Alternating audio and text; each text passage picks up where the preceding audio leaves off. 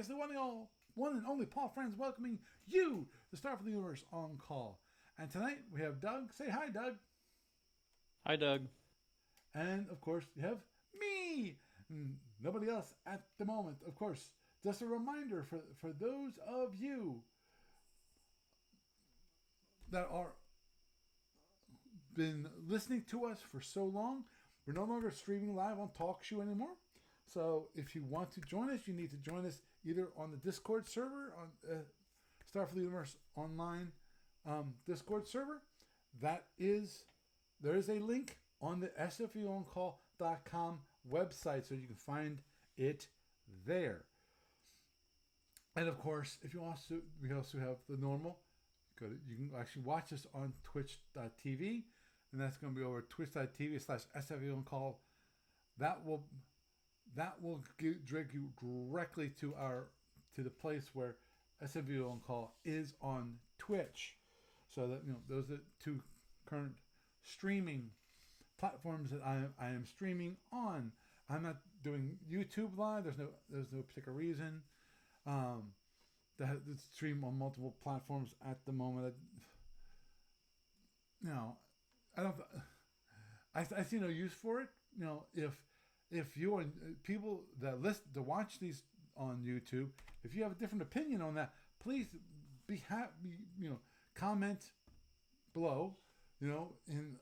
And tell me that you're wrong.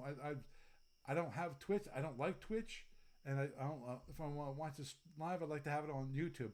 If we want that, I should be able to do something about that. Whether it is using third-party software or possibly streaming both.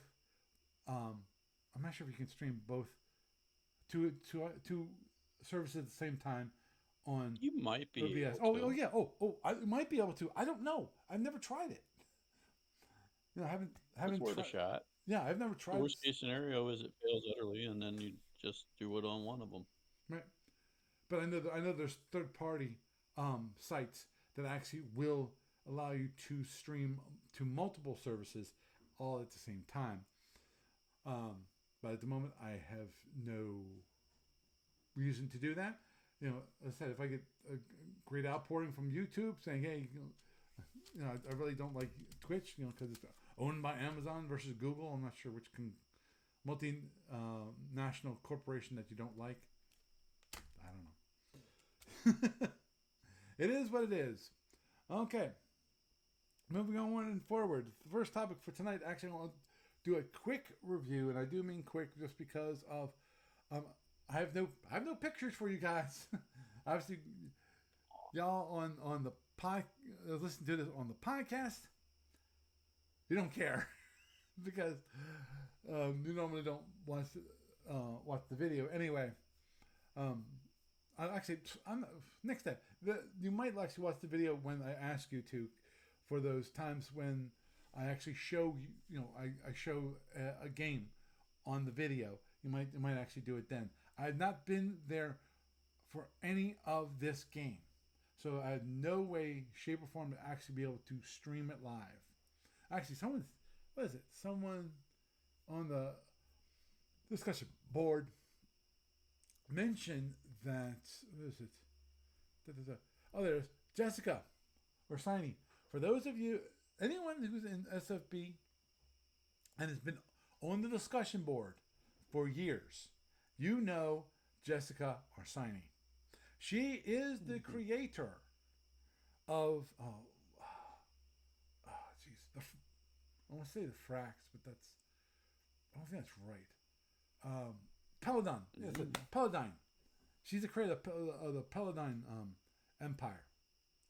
She's the one. Eddie Crutchfield goes, "Oh yeah, sure, we can't set up like we do for X-Wing and stream it." Well, you can just log in to SFB Online and watch it in the room live.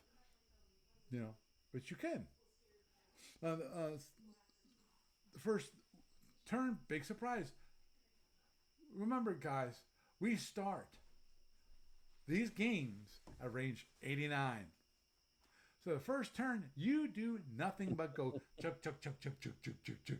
The only thing you might might do, and actually I wouldn't even do it now. I was thinking about, oh, you might launch ECM drones, but I went, why? You're going to waste their uh, longevity and endurance. Yeah. Thank you. Um, You're welcome. endurance on a turn that you are just closing, and no one's going to fire a single weapon unless you get close enough. Now, the funny part to me, I'm looking at this and going, you really did this, guys? That is, the Fed was moving speed 30, no EW, no big surprise there. There's no reason to have EW. Why waste the power? And the Klingons moved 31. That was the C7. The E4s moved speed 30, and the D7D, which act as his scout, moved speed 28 with some EW. They advanced, which actually speed 30. So that means, in theory, they could be within range 20. Not 20. Yeah, got that right? 29, isn't it? Because it's 61. 89 minus 61 is 27, isn't it? Yeah, it's 27. So they can, 30 and 31 is 61. 61 minus from 89. How far away do you start? Yeah, 89. 89. Yeah, so it's 27. So yeah. So in theory, if you go directly toward each other, you can be within range 27. Which actually, I accidentally did that one time where I got within range 30, and you know the result of that. Had 20 prox photons fired at me around 1, and that didn't feel good. Don't do that, folks. Not when you have 5. End the turn at range 32. Yeah, or at least range 31. 36. I missed it by 1 hex. I missed it by 1 hex. Okay, looks like they actually ended around 32 because it said the Fed ships is range 32, starting range 2. I'm sorry, turn 2. And then turn 2, wow. Took 3 3.75 hours to play. Big, oh man, there's so much action. Because you got the Fed shooters moving at speed 15, you know, the BCF, the NCL, and the DDL. The Scout moving speed 9, big surprise, drawing up the rear. Or trying to, being left behind, which is, make sure that he doesn't get too close. And the Klingons did a 15-24 split for the most part. 15-24. The D7D was a 12-24, and the E4s were 19/26. 29 and post 2.9. The Feds unloaded 10 proxies at range 30 with a 0 shift on an E4B. Poor little E4B never had a chance.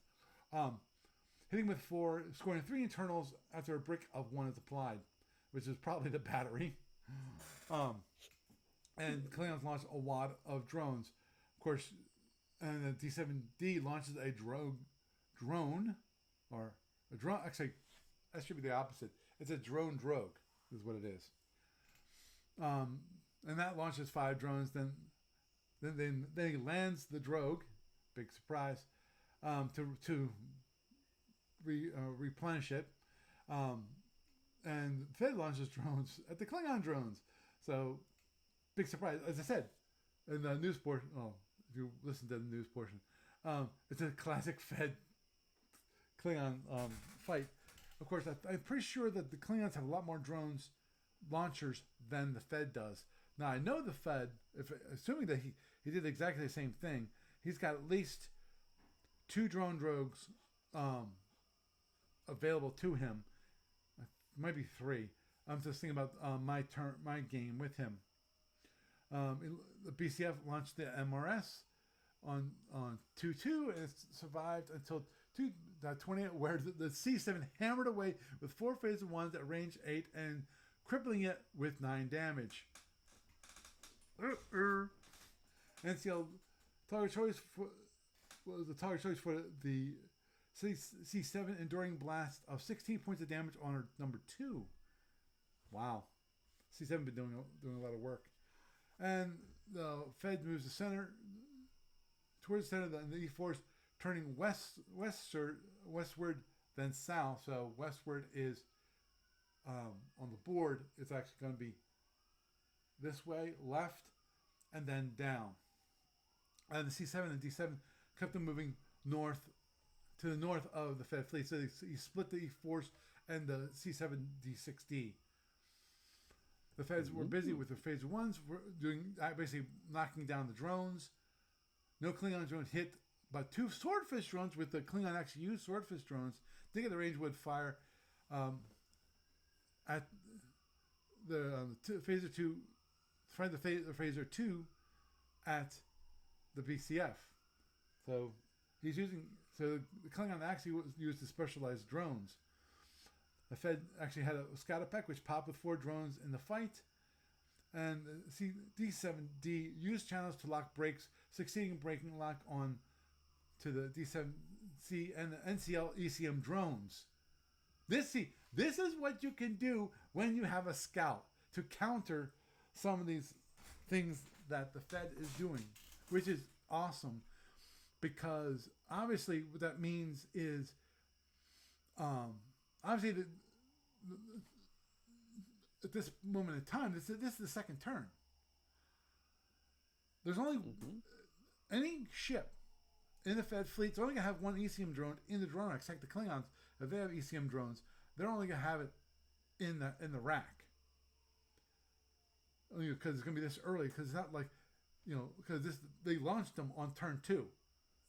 So if they want another ECM drone to replenish it, the Fed has to stop launching drones to get an ECM drone out of storage and put it in the rack.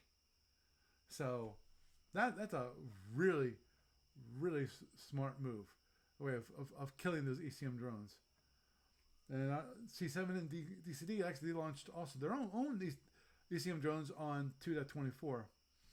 Fed fleet on the stack, the big surprise. Well, it's actually, to a certain degree, I don't think you can have the firing elements. I'm assuming that's what he means. He said, Frank said fleet all. And I was like, no, I don't think all. I don't think he had his scout at range 8 to the northeast of the C7 to number 1 to C7 number 3, and D7 D6D is off northwest range 13. Herd number 3 to Fed number 1. These 4s are west port side of the Fed fleet, i.e. behind them. Range 8 with their number 6 to the Fed's number 6. Okay, I can imagine that. And there are 11 Klingon drones in flight at the end of the turn, and 4 Fed drones in flight at range 4, all range 4 to C7 coming in shield number 2 and 3.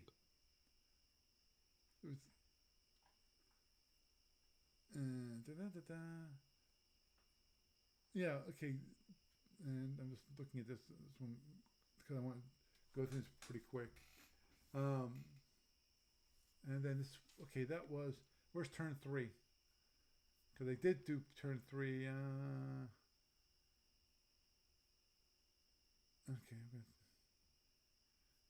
Okay. That's what Dan actually spit out, which is 11 impulses took 3 hours. This does not surprise me, given drones, ECM, and fire. All of that takes a long time to do. The starting speeds were, Klingons were doing pretty fast. 24, 21, and 19. That's interesting because of, I was thinking I noticed, which is there was a single disruptor fired by the Klingons on the first 2 turns. And my guess that's where all the speed's coming from. He's not charging his heavy weapons. He is flying around, getting good speed. I'm assuming that a lot of that is a defensive measure against the drones and the plasma. now this is one thing I remember reading this earlier, which was I thought was fascinating, which is basically the E4s turn in on Impulse 2. The BCF launched two Speed 40 Plasma Fs at them. I know these suckers, the Sebo Plasma Fs, and they launched two drones, shot three disruptors, so they actually had disruptors, an Impulse 3, and then headed away. An Impulse 4 speeding up to speed 26. The plasma will likely hit an Impulse 16 for 5 for each. This was obviously the first 11 impulse, so it had not hit yet. And then the scout for the feds used one channel to break the ECM drone locks on the D7D. Failed twice on the C7. The D7D launched new ECM drone. Now, obviously, the D6D has a lot more racks, so it's possible, and I would definitely expect that the D6D do this, have multiple ECM drones available at any given time, just for the plain simple fact because that is their scout. So the number one thing is not for actually firing the drones at the opponent, but that's secondary to the primary mission for the D6D in my mind, which is being the scout, and obviously they want as much protection available at all times. The C7 turned down slipped, used the ad rack to kill three of the four inbound drones. This is what you get when you have the Klingons. The Klingons have those beautiful ad racks, and they go ding ding ding. You know, I'm assuming that at some point he has to have to reload those, because this is turn 3, and they only ended at the end of turn 3. So the D16. Now this was a mistake that happened with Dana. The D60 turned in and came inside range 8. That's a boo boo. You don't want your scout being within range 8. And then accidentally range 5. That's a major boo boo. He thought he said, "Oh, I could. That was at 6, but I tried to cut across his front and played it too close." Yeah. Didn't get smoked. Didn't get smoked, but he definitely got quite a bit of damage. And basically, given the situation, boom. the BCF, the DDL, and the NCL all up their ECCM to counter the jamming on the D6D. Fired 14 phaser 1s at shield number 2, doing 51 points of damage, which resulted in 27 internals. So that's an ouchie. He lost 7 power, 3 phasers, 1 sensor. That is bad. 1 drone, not so good. Still have 1 cargo and my batteries, and the batteries didn't get hit, which is shocking. Because to get the batteries, you have to go through, I forget what, to get to the batteries. It's been a while, so forgive me. I've lost my memorization of the DAC. So his cruiser was, as a cruiser it can take around 25 and recover, but I'm hurt. Yeah. And then it turned out, which is, of course, you want to do that. And we'll turn around to my life and probably separate from the C7 for a turn or two, which would be good probably to definitely repair the shield. But within, definitely keep within range. Got 2 drone hits so far this turn. 12 on, and this is the Klingon. Klingon got 2 drones to hit on the Fed, 1 on the NCL and 1 on the BCF, and only rolled 3 damage on the phaser 3 with no backup. On the other, he let it hit the BCF after killing the other heavy drone. So actually, the Klingons is already also launching heavy drones. If you remember from my contest with the Fed, none of the drones, not a single one, was anything but a Type 1F. So interesting. Mhm. Also, the Fed, managed to kill 9 drones with 1 T-bomb. 6 were from the scatter pack. You know, Dana tried to separate a couple hexes, but not enough. Then he tractored. Well, this was a beauty. This was a beautiful thing. Frank, in the Fed, tractored 3 drones in front of them, slipped to push them into the explosion rays at the same time it went off. So he was able to kill 9 drones with 1 T-bomb. Beautiful. Wow. Yeah. Yeah, that's That nice. that was impressive timing. And he has the Fed has 5 more drones inbound to the D6D, um, which are likely in trouble from a second mine. Um, yeah. Oh no. He has 5. The Fed there's 5 drones inbound from the D6D. So the D6D has 5 drones going towards the Fed, and he's figuring the second mine will probably take those out. When the 5 drones are inbound, then the 5 drones inbound from the C7, which so you got another 5, so there's 10 drones on the board. Within range 8, they'll have to deal with. And C7 has launched a shuttle, possibly a scatter pack, and the D7 is turned right and facing B. So they finished turn 3, which was interesting. Realized now there was a mistake that Frank did. Mhm.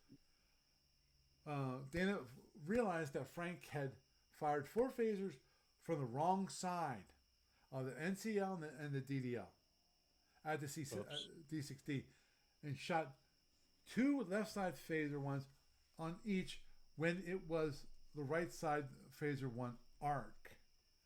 His right side were unfired, so everything could have stayed the same, but all inbound drones that were coming on the right side of the ships were unlikely to be able to turn into the arc at his current speed, so he backed it out. So 4 phaser ones from the damage and undid 15 internals. So basically, he said, okay, those phasers did not hit. So, Yeah. and actually, he used one of these beautiful things that I did add into the client.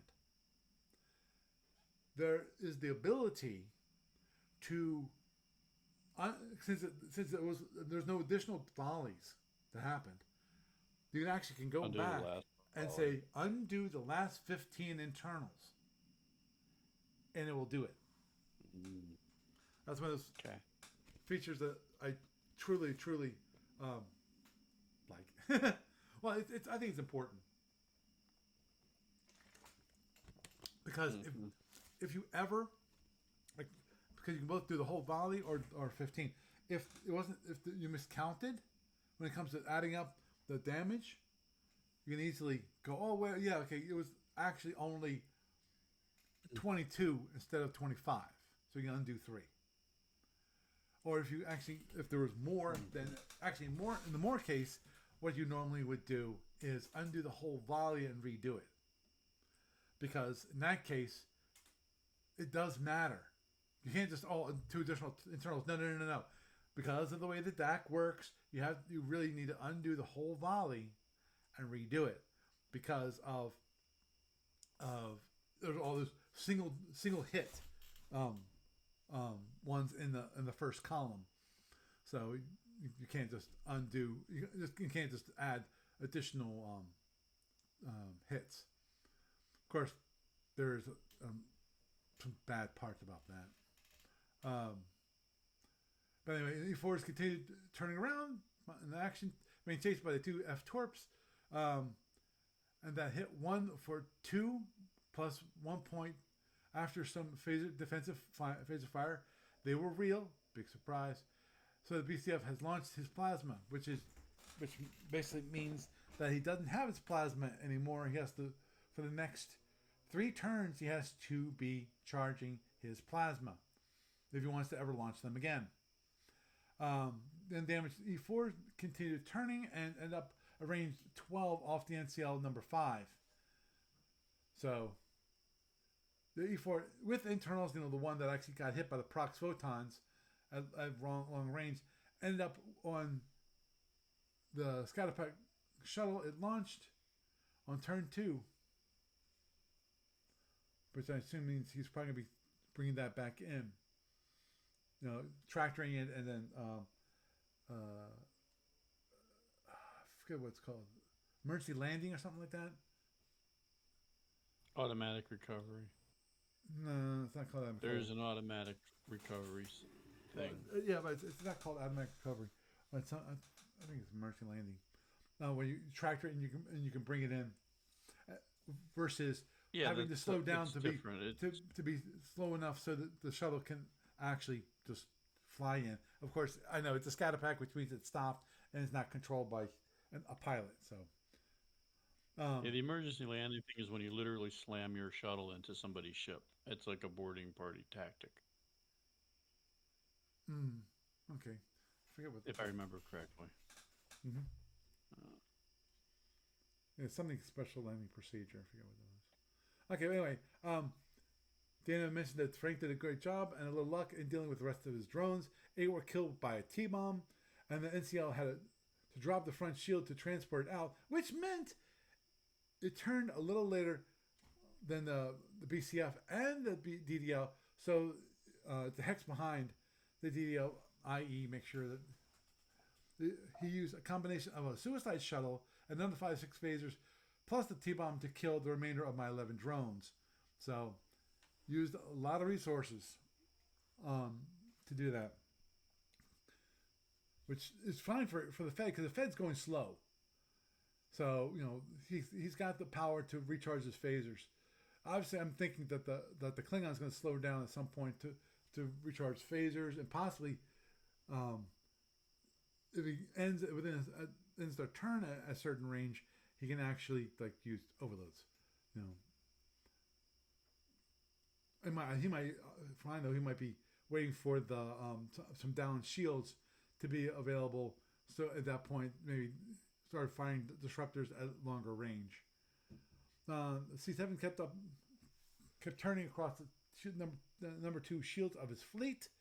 The P7 turned first to points number 1, followed by the DDL, and lastly the NCL.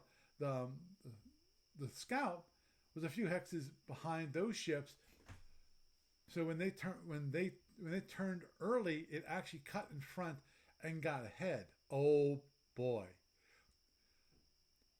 C7 turned right one more time, bringing the VCF and the Scout in the front arc. DL launched 2 F torps, so those are around 6-ish. C7 took range 5 shot on the F. Took a range 5 shot on the Scout, combined with range 3 shot. Ooh, range 3 of the D6D. Wow, with 3 phaser 2s, blinding channels. Maybe they'll hurt me next turn.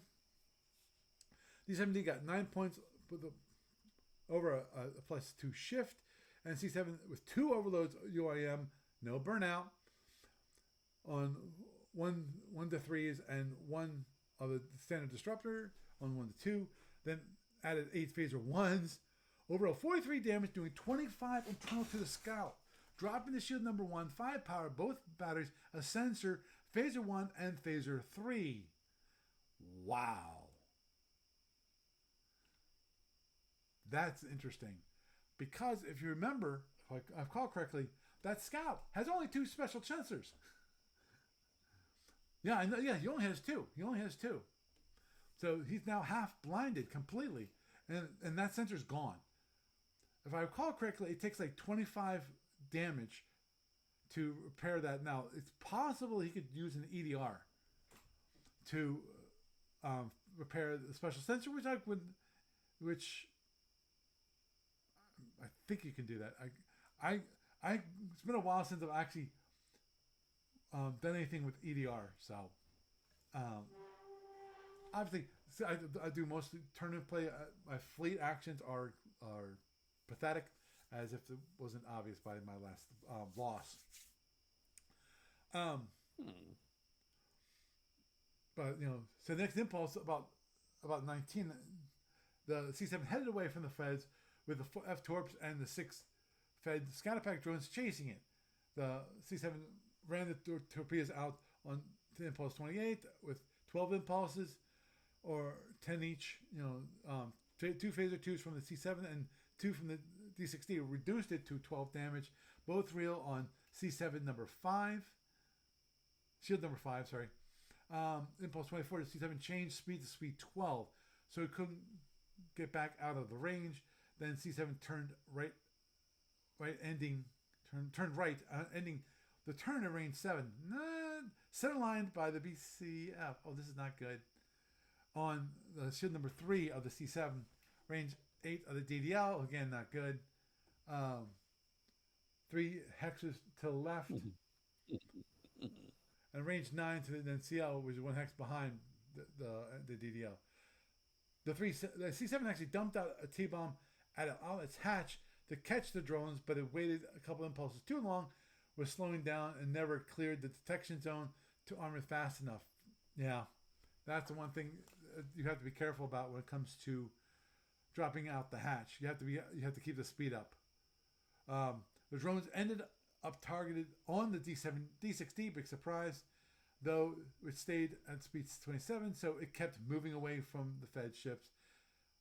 And in the turn, there are 4 drones, 2 hexes off D6D, so I have time to next turn to deal with them, plus their optimum add range for the C7, always awesome.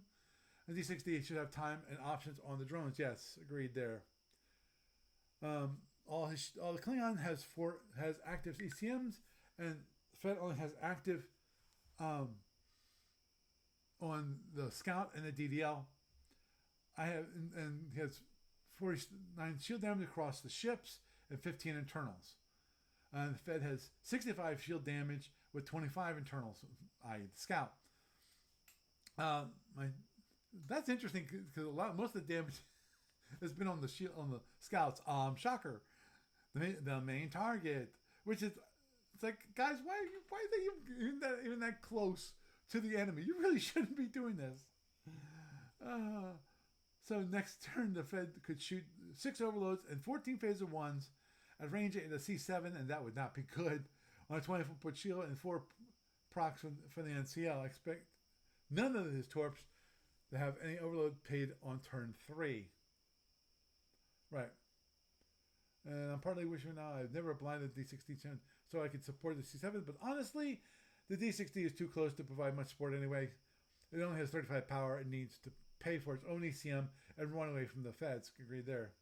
So the big question is, of course, that will the Fed overload its photons and shoot up the C7, or he could put 10 drones into the rear shield of the D7D plus phasers. His Scout has only 1 channel. He could try and lock on the D7D and the C7 ECM drones, or he could support D7 BCF with no shift. But if he gets unlucky and fails to break lock on, then he's likely to be shooting at a +1. Now remember, when it comes to the Fed's photons suck when it comes to their to hits. At range 8, it's a 50% shot without shift. Now, if he has a +1 shift, that goes down to 1/3. Now, Dana's pointing out that the destroyer leader, the DDL, would be at a +2 shift. So you got 1 in 6 chance. My assumption is that the C7 is not going to just sit there and take it on the chin. It's definitely going to have its speed up. It's going to increase speed to make sure that the Fed does not close on him. It does close a little bit, I think, until you get to range 5. It gets really nasty when it comes to the phasers.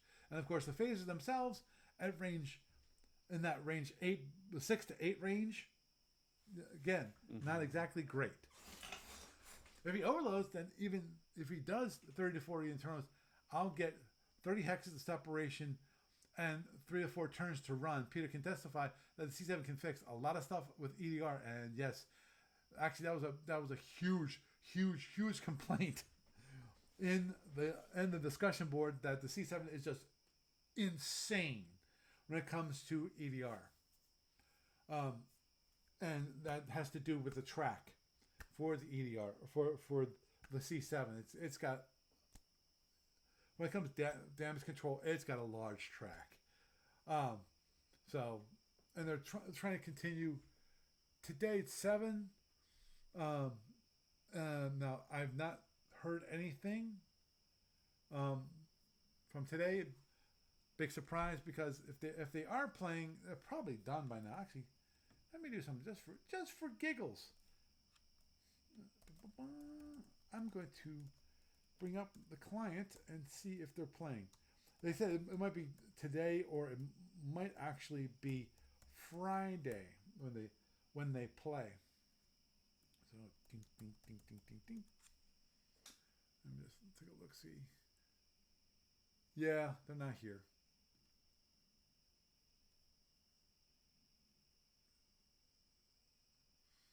Yeah, I got a cadet on the game room, which is labeled 14789. So I'm assuming that he is not watching. That was not the game. So either they didn't play, or they finished up for today, because they didn't. Let's look at this real quick. I'm looking at what Frank posted. Right. Our scheduling has been about Frank says the schedule has been sporadic. And Dana has until next Tuesday to play. Then he is busy for a week, and then Frank has until the August 16th to play. Then he's busy for 2 weeks until late August or early September. If we do not get this fight done by next Tuesday, it might be September until they can resume their fight. So to say the very least, it sounds like a very good game. And interesting to me, which is, as I said, who's the major damage that's been done to has been the scouts, which makes complete sense. My shock is, why are they so close to the rest of the fleet? What is it? Well, the D6D is a support ship. It's meant to pump drones into the enemy. Oh, agreed. I agreed there. Obviously, the big issue now, the good thing about the D6D, if I recall correctly, it has 4 special sensors versus the Scout, which, again, this is why I do not like Scouts, frigate Scouts, because of they have only 2 special sensors, and number 2, they have limited power.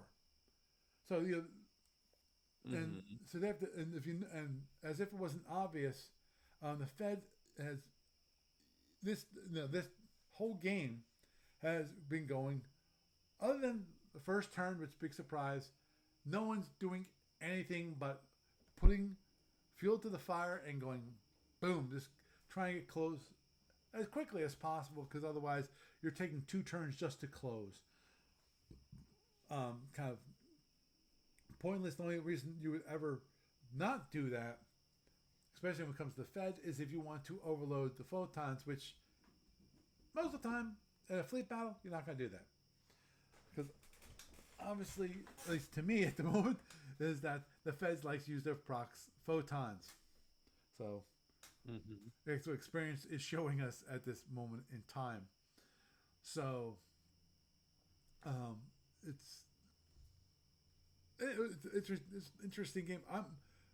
The one thing that is interesting to me, and the only reason that this has not happened is that I've not seen any drone drogues from the feds. And my guess is because it's from the sounds of it, they've been fighting a very close range battle. This is not long range. This is not firing, at range like 15 and staying out there. They're getting range, getting within range 8, getting within range 7, getting range 5. All these two fleets. So and what how close? I think it was like within range 8 of the Federation scout.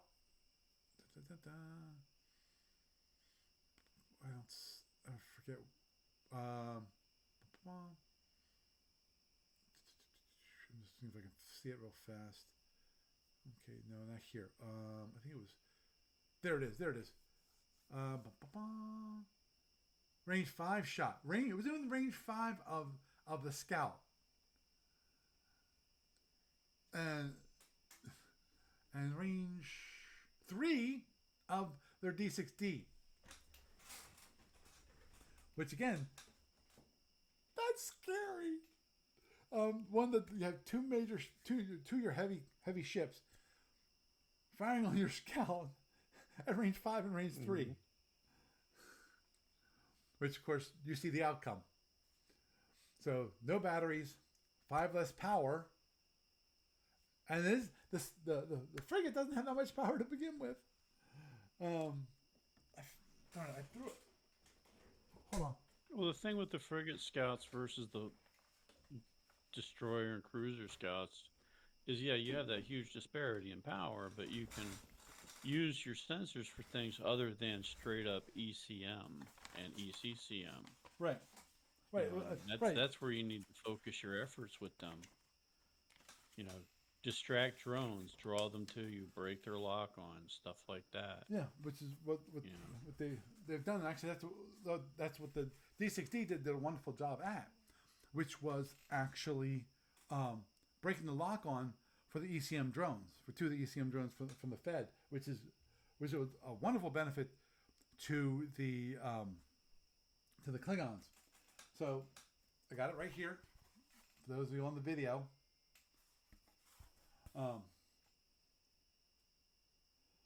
And okay, let me just check what the frigate scout started with.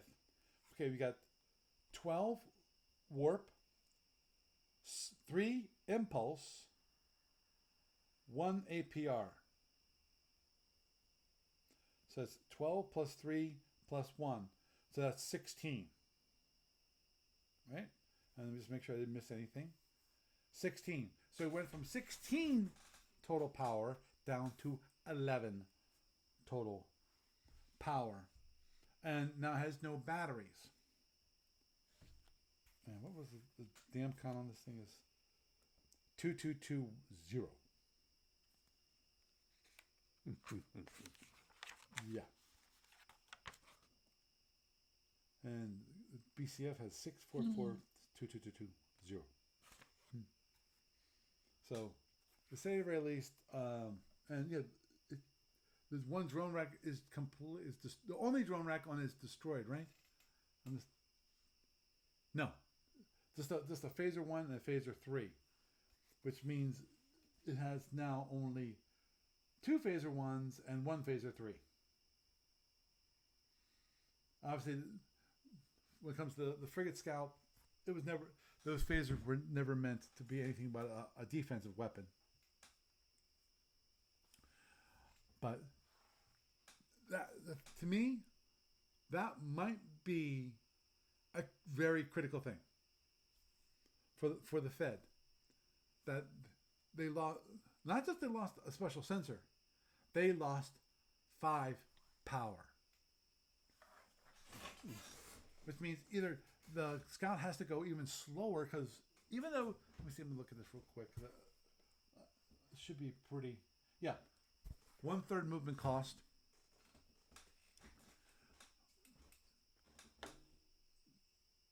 It didn't say what kind of power. It's believe. My, yeah, it could be a mix of impulse, warp, and APR. Because I'm just thinking about there aren't that many hull boxes. There's a total of 6 hull boxes in the whole thing. So interesting to say the very least. But so it's a really good game. Obviously, if there is an announcement, there currently has not been an announcement. Let me just do double check. I just want to do an update. Nope. Okay. No update since this morning. That was the last thing when Frank replied to Dana's posting from late last night. Late for me, not late for probably him. It was quarter of midnight last night for me. That might, for all I know, that might have been Dana might be on West Coast time. Don't know. But anyway, yeah. So very, very interesting game. Obviously, if they announce when they're playing,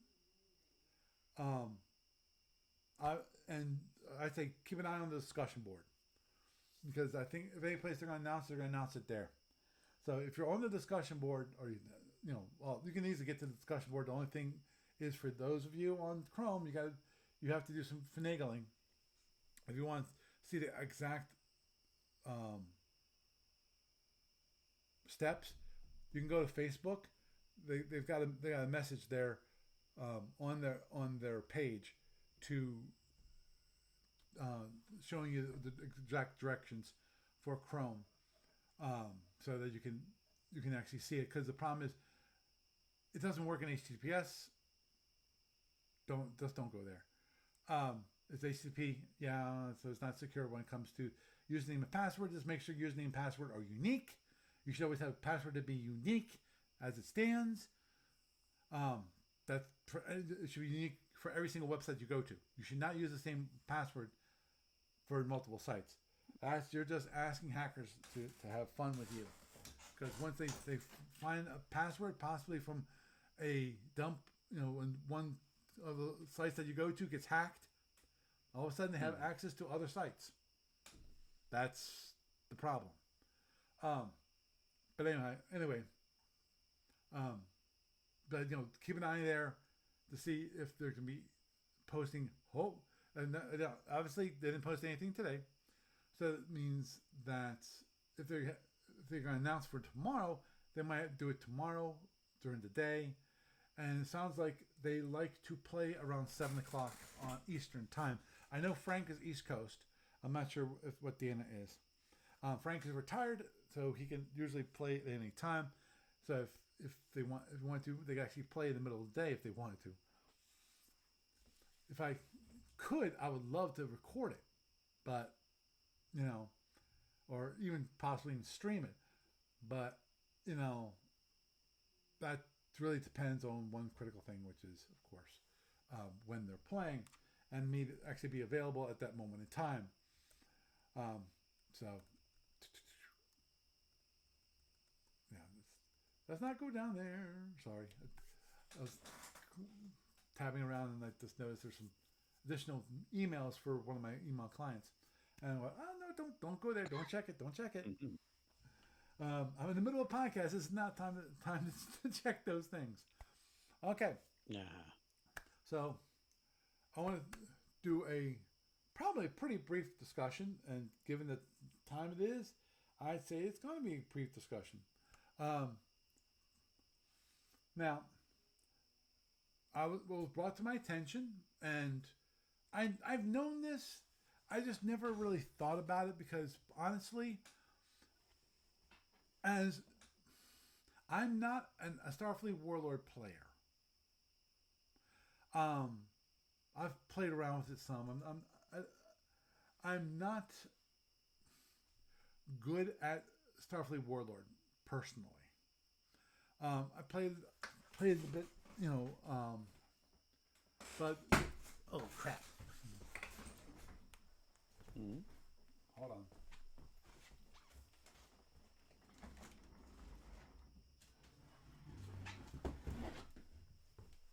cat attack? No, it was my chair breaking.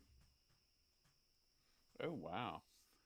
Yeah, now it's leaning way too forward for me to sit. So I have an extra chair in here, which is actually a kitchen chair. Um, so I'm sitting in that at the moment. So if I change locations, that's why. Um, so Please don't die on screen. that'd be It's very horrible. that'd be a horrible thing to do. Embarrassing. Uh, Embarrassing if your gamer chair broke. And it's like, yeah, you don't yeah. want to be a viral video that way. Well, let's just put it this way. If well, actually, it only exists on it would only exist on Twitch if I died. Oh no, no. After that, it would exist everywhere at some point.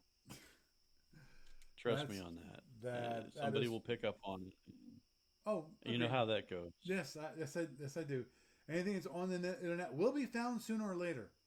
Um, let's not talk about Chat GPT. Was it Chat GPT? Yeah, it was Chat GPT. I'm just not gonna go down that road at the moment. I don't want to discuss that. So, at any rate, you were saying. Yeah, that is that. Starfleet Warlord currently has no podcast. There's no newsletter, no podcast, nothing to get the word out to outside of our little Facebook group. Now, I had a couple people that are it's like SFB are coming, might be coming back. Actually, there's one I have to redo the startup game real quick. It takes like 10 to 15 minutes to set up. I just have to sit down and redo it because he wanted to start. Actually, I'm not sure if I have to do that or not. Which is have it start the starting year. Actually, I can actually check I that. have an off the wall question about Starfleet Warlord. Yeah. It's just a really weird thought on my part, possibly because of like how it's played and Yes. the fact that you guys set it up as an electronic game that you do by email. Well, it was Um, originally a play by mail game. yeah, I know. Originally play by mail, but now play by email. Yep. Um, my thought was that I literally just popped into my head right now. Hmm. Do you think that could be done as a board game setup? Wow. Like face to face? Hmm. Not really. Okay. In theory, yes, you can do it, but I remember seeing the rules once, and I'm not sure if I have a PDF of it, but go yeah, on. yeah, the PDF is available for free for download. Um, the rules for generating the turns. Okay, it's designed as a synchronous game, and also a blind game, meaning that you have your one opponent working over here, you have another opponent working over here. They know nothing about. Possibly they might know the location of each other just because they've talked or whatever. Yeah, it's like Battleship, But they and don't. you have a moderator that does the moves. Right. He does all the moves.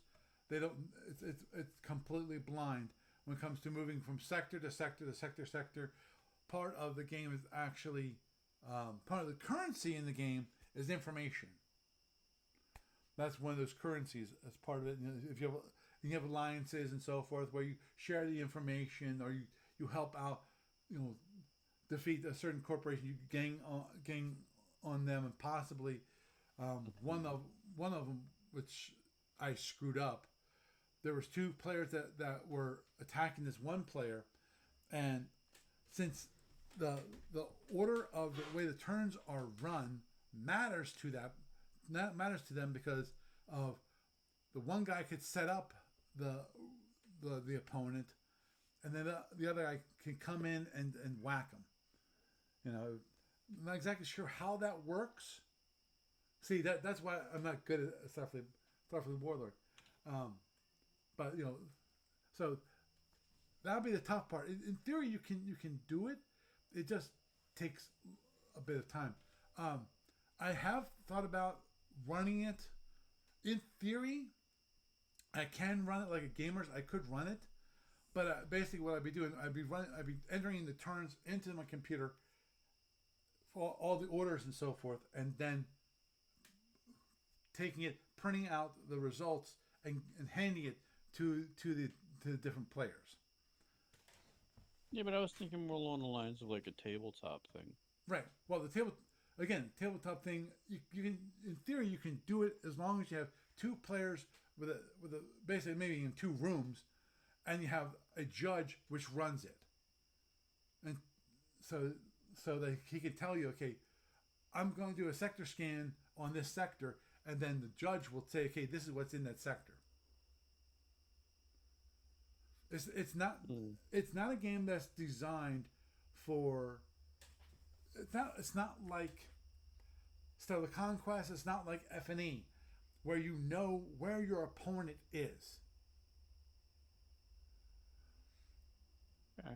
I have thought about that many years in the past now, um, which is having an open board Starfleet Warlord, which is everybody knows where everybody is. Everybody knows where the ships are. The At the very least, maybe not the pieces, but at the very least the ships. You know, the fleet, the quote unquote fleets, which might be one ship, might be multiple ships, going around the board. Um, which is it's not quite the same as an actual board game of it, because in the board game you've got all the information. You know everything about what the person's doing. Well, sometimes there can be hidden information and different ways of doing hidden information. Mm-hmm. So, Understood, but like, that's not Starfleet Warlord, and that's no, why it's that's why I don't do too well at Starfleet Warlord in the times. okay. I was just wondering. Hmm? It was just a random thought. Oh, understood. Because trust me, Doug, that's one of those things I wish I could change, because the I find that the biggest issue for me anyway is that I can't post these in the middle of the games when people are playing in the middle of these games. I can't post what the board is to try to get people interested in the game, because they say, "Oh, see how cool how the board looks like at the moment. You know, you got this fleet's coming in, is going to be destroying this fleet, and so forth. This is all the interaction within this galaxy, you know, Hmm. board game. You know, I can't do that because of um, that's Needing the confidentiality. that's part of the game. Obviously, if I Yeah, ever, you need it to be blind mhm. during the game. Yeah, so you'd be hosing one player over at the benefit of the other if you did, or Right, both of them, but and really spoiling the nature of the game. right, Got it. it would definitely change the way the aspect of the game, the way the game is played. Um, and I don't think there's any interest whatsoever in the Starfleet Warlord community to actually have a game like that, because there's so many games that already do that, where you have next to close the perfect information. Um, and that's the beauty of Starfleet Warlord, is that you don't have the information. You know, obviously you can share it with people. In fact, you could have it so, um, especially when it comes to the terrain of the different sectors, you actually can do that, um, because you just Oh, yes, here's a thought. What about doing it on, say, a pair of tables together with a divider between them? right. Oh yeah, yeah. You can do it that way too. Um, I to separate rooms just because it makes it take a lot easier, and you don't have to worry about someone going around the partition. You know, because they have to, not Eh, purposefully, but they have to go to the bathroom. You know, that kind of thing. yeah, or something. Mm-hmm. Yeah. Oh, hey, what you doing? Oh, Or, well, look at that. or, or, or maybe, and this is just a random thought, you could have something where um, there's partial information that one side can see and the other cannot while it's being laid out on the board until they both see the same thing and then it's revealed for both players. Right. And you might be able to also do like hidden counter movement, like in F&E, you've got the whole thing where you have fleet counters that you can put out on the board, and then the ships for the fleet counters are set on the fleet thing on the side. Could maybe do something similar where they can't tell what's in that fleet or in that thing. They just know there's activity in that grid. Right. Right. There's all sorts of different things that could be done.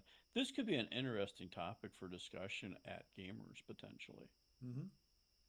Maybe we could design something that would be like a board game version of that that could be played in that environment. Mm-hmm. It's a maybe. Yeah. Oh, agreed. Agreed. You said you were going to do a couple of podcasts, at Well, least one, maybe two, yes. at gamers. Yeah. Well, streaming. Yes. Uh, one at the moment, one of the plans is to have two sessions, one on Saturday, one on Sunday, and those sessions will either be demos, i.e., if it's just my either people will come in and I can play a demo with them, or I will Mm-hmm. basically do a demo itself of the game. I'll I will play through the the game right there live streaming. Worst case scenario. Or if there's actually someone to play as an actual active game, like playing against Barry, one couple, a tournament game, and have Or that. Magellanic Cloud game or something. Yeah, I know. I know he. Well, I know he likes those, and especially likes the Omegas, and it's like, I'm not. Well, here's a thought. Why not throw out a Omega game? Let's see if any of those people come out of the woodwork, since True. nobody else seems to want to pop out at the moment. Yeah, well, if people want to play Omegas, definitely. I'd ask them to first email me at sfuoncall at gmail.com about that. That would be great because I will definitely make sure that I have some stuff available. Actually, I probably I still have Barry scans, so in theory I can print out regular Omega ships and play them. Um, but obviously we have to set up beforehand what ships you need and so forth, so I can actually print them out and so forth. Um, and and if someone else wants to play more of a squadron engagement and wants to come, Mm-hmm. because obviously that's going to take more time. Hopefully, Mm-hmm. not as long as like we can trim things down a bit, or squadron fight. Like 2 or 3 ships, no EW, um, and play that out. That that could take us quite a few hours, but we could stream it live and have fun doing that. So if you want to do that, people want to do that, I'd be more than happy. Again, contact me at sfuoncall.com at gmail.com. Um, just for those of you who don't already know, it's going to be in Harrisburg. Um, Gamers of Summer. What's the location again, Doug? The Red Lion Inn, 17111 is the zip code. It's in Harrisburg, Pennsylvania. And basically 30th of August, 31st of August, and the 1st of September, Labor Day weekend. Goodbye. Oh, look, a spammer. Yep. So, but yeah, it's Labor Day weekend, Friday or Saturday, Sunday, Monday. We'll be setting up Friday night, And if anybody's listening out there that wants to do some SFB or some FedCom or some F&E or something, feel free to contact us. One of the big things is, and I think this is something that kind of helps and hurts the community for Starfleet Universe stuff overall, is simply the sheer amount of options of things to do. And it's like, this would be a good spot for like that big game that you don't get to play in a regular weekend game with the people in where you're at, um, or to get in some like small campaign scenarios, or just to meet some more people, you know. So there's that. Mm-hmm. Uh, but yeah, plus you get to meet Paul, Mm. voice on the podcast. Yep. So, let's get back to the topic at hand for a quick moment. Um, Obviously, see the okay. Many years ago, and I do mean many, and it's gotten even longer every single day. Um, there was an attempt by um, Dirk, it was creating this wonderful Starfleet Warlord interface on a website. The idea is that you would import your turns into that, and then it would process them, and you'd have this wonderful um, um, kind of GUI interface on the web. Um, things, unfortunately, he's not been able to work on that, because of he hasn't had work. And actually, if you need a contractor that needs web development, please contact me because Dirk is looking for some contracting jobs. Him and who was it? I think it was Bruce. Bruce, I forget his last name. Not Grawl. A different Bruce. Who's active playing it right now. Where they actually did one. We actually did he did an interview with me for a podcast that they were going to do. Did one episode. I'm not sure if the episode ever actually got out the door. I don't remember if they actually published it. I don't think they even created a podcast. I.e., having a feed, registering with iTunes, registering with Google Play Store in the day. Before they removed Google Play, podcast from the Google Play. So, which is annoying. You have to do everything through YouTube. It's YouTube. Mm-hmm. Don't get me started. But anyway, that one had that one episode, and then they never recorded another one. See, the thing is, like any podcast, one, you have to have a passion for it. Number two, you have to have knowledge about the subject. Obviously that helps if you have a passion for it. Could I do a Starfleet World podcast? Yeah. Yes and no. It would if I ever would do one, it would be short, and I do mean short, as in somewhere in the 15-minute range. Because of obviously one of the things I probably do is I would probably do a quick posting of what is the status of the current games that are being played. Anything that's happening in the community. Any when it comes to victory,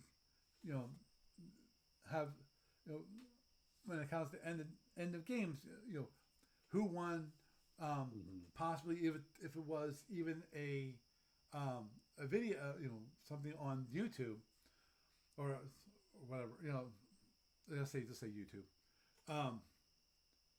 Have it so it could show. I could show the maps, the end result of the games. Now they're not exactly beautiful because the current ones that are used are the old games. Okay, Okay.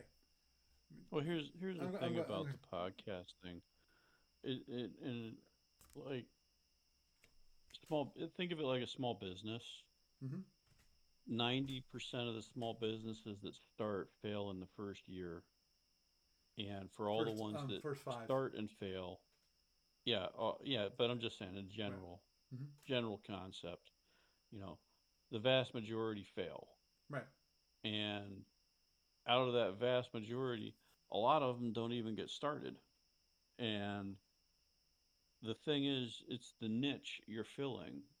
Like, yes, you can have a great passion about something, but on the other hand, if there's not as much material to cover, you can run out of stuff to talk about really quick. Mm-hmm. I mean, in in its defense, Starfleet Battles, you've got a ton of stuff to talk about. It's like an onion layered, multi-layer sponge cake, wedding cake thing with more onions on the inside.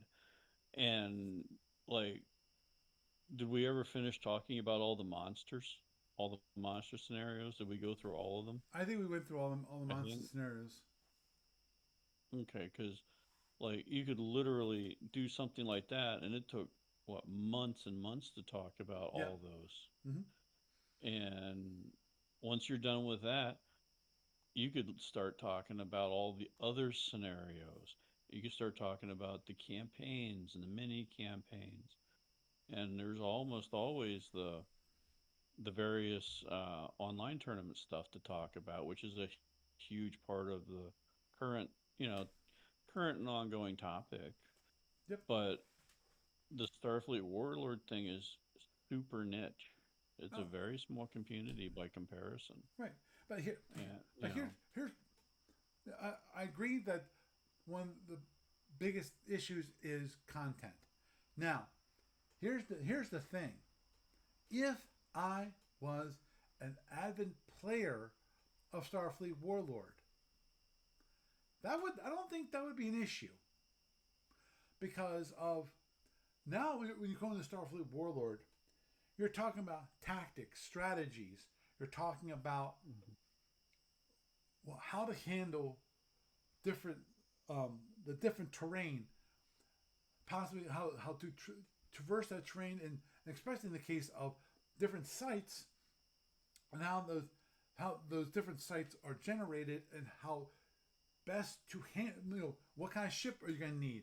What maybe a combination of ships are you going to need, especially if those sites are heavily mm-hmm. protected.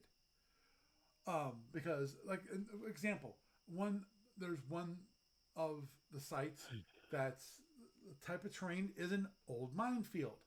Now, to traverse traverse that particular hex and get anything that's in that hex, because old minefield is the not the point terrain, it's the area terrain. Because you have two sections of the terrains, either a point terrain, as in like a planet, or the area terrain, like a nebula, a black. Well, I think a black hole is considered. Yeah, a black hole is considered an area, um, a heat zone. Those kind of things. So you have a planet in an old minefield, then you that might be something that you really might want to get.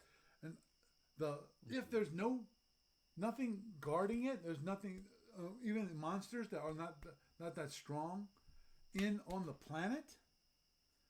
You can easily take a minesweeper and run right in and go right into it. Well, if it takes more forces, you have to make sure that you have more forces with you when you have the minesweeper, which sweeps the mines and then, i.e., protects the rest of the fleet. So there's different tactics that you have to use to to process those different um, sites to actually be able to get those sites. Um, and then there's different strategies on how to play the Starfleet Warlord. You know, Starfleet Warlord had a bunch of newsletters that Bruce Grawl would produce for the game. Now, I asked Steve Cole a long time back when it was more active, had more had captain's logs coming out more frequently, whether I could restart up the newsletter. And he said no, that all that content should be put in the captain's logs. Well, at this moment, we're still waiting for the double nickel to come out. And how many years has it been? And I understand part of that is the health issues that ADB has run through. But you know, now just for those on the video feed, this is what currently is the end of game map. What it looks like. It's was PostScript generated, and I converted to a PDF because you have tools that do that these days. And basically, what it does is it has letters for each of the players for the sites. There's only the major sites that the different players have gotten. And they have the site owner key up at the top and shows which letter represents which person. So this is the end result of this one game where you got all these players. He is okay. Terrible Titans. You got a few like asterisks here, which is Nasty Space Monster, which is an NPC. It still has some major sites over here, which actually who's Legion, which was Ken Cole. So here's one here. Here I'm willing to bet some of these that are left to the NPCs are just really hard to get at. So they were never defeated. So I wanted to show that real quickly so people see what the end game would be. I'm not sure if thinking about it, I'm not sure I could produce anything that was any better for end game for end game site map that would actually show everybody at once. Obviously, it could be these could be easily blown up for individual sectors and show more of ownership based on those sites and so forth. But this is a 10 by 10 game, so that's 100 sectors. I'm not sure anyone would actually want to look through all the sector maps to see individual players and who owned what and so forth. So, and what's the squares mean? I forget what the squares mean. I don't know. Possibly sector specials, which means they defeated everything in that sector. Anyhow, so when it comes to a podcast, if somebody wants to do it, fine. I don't see anyone else, any player that really is interested in it, because otherwise, if they were interested, they would have done it many years ago at this point. And because obviously the community is growing just like the SFB community, and we've got some players that are coming back. And getting new players is a difficult process just because of I'm not sure how many people are actually interested in asynchronous play the way softly Warlord works. Because personally, I'm used to the give me the board of where everything is and I can work on that. I'm not used to this, and it's not just that. I've played some games, and the one thing that always catches me is that you have to have a plan and get used to the idea of your ships are going to be moving here, and then multiple turns forward. Where are they heading? Planning for that, because remember, a lot of times you're going to another sector. You're blind until you get to that sector. So you're sending ships from one sector to another sector. You don't know if the next hex you're running into is like a black hole, and then your ship's going to die as soon as it enters that hex. Oh, and then of course there is one possibility. Actually, I saw this in one of the games that I'm running right now, which is somebody ran into the next sector. Problem. That sector was occupied, and someone came in and wiped them out. before their next turn. Um, and then, for that, I'm pretty sure that was accidental because of you can't.